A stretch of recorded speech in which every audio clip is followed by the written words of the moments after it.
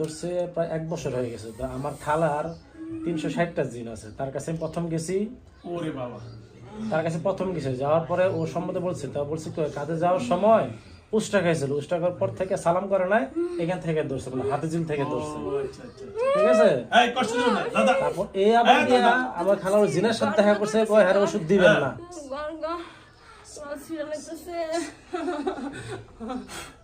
হ্যাঁ নরমাল, ওকে। হ্যাঁ পরে ঠিক আছে, কয় ওষুধ দিবেন না। কয় কে? কয় আমি হ্যাঁ পছন্দ করি, হ্যাঁ ভালোবাসি, হ্যাঁ হ্যাঁ হ্যাঁ নিয়ে যাবো।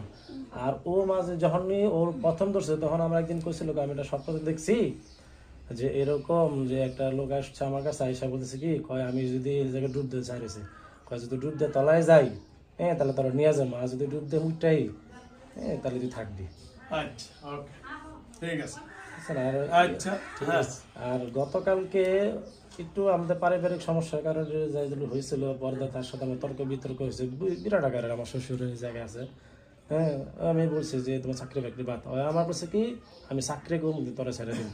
চাকরি করে, হ্যাঁ চাকরি করে, ওটা তো সে বলে বলছে কি যাই হোক, এমনি বলছে কি, আমি চাকরি করবো, লাগলে সংসার করবো না, আর আমার ধারে কাছে আসতে দেয় না। তারা স্বামী আমার ধারে কাছে আসতে দেয় না, আর আমার বলে তুই সবচেয়ে বড় শত্রু আমার।